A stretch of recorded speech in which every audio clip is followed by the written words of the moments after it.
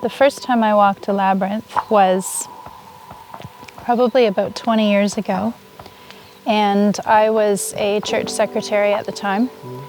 I had both my daughters, and they were quite young. I would say they were 1 and 3. And this labyrinth, it was at a retreat center with 19 church secretaries. And it was a very small labyrinth. It had very small pathways, probably about the width of these ones. And my life was very, very busy. I got up every morning and made a very extensive to-do list. And I felt very stressed if I did not accomplish everything on my to-do list every day. And I had a 3 and a 1-year-old, so it's very hard to often accomplish everything on your list with kids that age.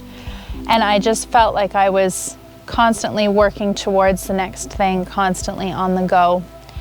And when we walked this, the beautiful woman that led it, her name was Elaine Hooker, and she was a labyrinth facilitator and a canon within the Anglican Church in Ontario, Canada. And she led the walk very simply and just told us that whatever comes up for us on the walk, to just really listen to that. And as we were walking and trying to move our way to the center, I felt a lot of frustration and a lot of anxiety coming up, because this was brand new to me and I didn't understand it. And I was one of the last ones to enter, and everyone in front of me was walking so incredibly slow. And I thought, like, what is their problem? We need to get to the center. This is the whole point. This is what we have to check off, was getting to the center. And it was just like this huge awareness opened up of realizing that it was okay to slow down and it was okay to be in the present moment. I didn't know anything at that time about living in the present moment. I was constantly living in the future or dwelling on the past, always. And it was just such a lesson in bringing myself into that present moment and realizing that no matter what speed I was moving at, I was going to get to the center of this labyrinth. And I just slowed down and became more present, became more aware, and all of those concepts were so new to me at the time, because I was really just on the cusp of my spiritual journey, just really starting to open up to these things. And I got there. I got to the center and I came out very slowly, and it was just this beautiful awareness that I needed to slow my life down. And there was a quote that I had read not too long before when I was kind of starting this whole journey, and it was, first I was dying to finish high school and go to college. Then I was dying to finish college and start my career. And then I was dying to get married. And then I was dying to have children. And then I was dying for my children to grow up and move out so that I could carry on.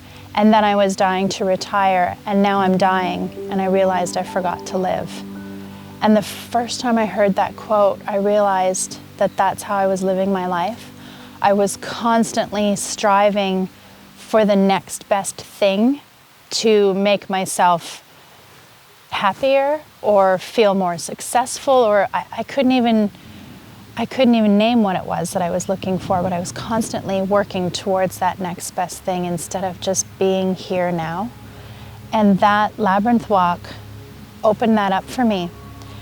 And I came out of it, and I spoke with Elaine, and I just said, I don't know what just happened in there. And she just grinned at me, because she's used to people saying that.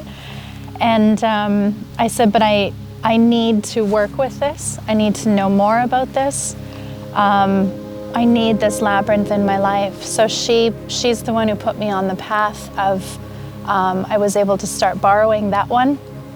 And I just automatically started leading people through walks. I didn't have the training, I just kind of figured it out as I went. And then she sent me in the right direction to get some training and, you know, become part of this worldwide Labyrinth organization. And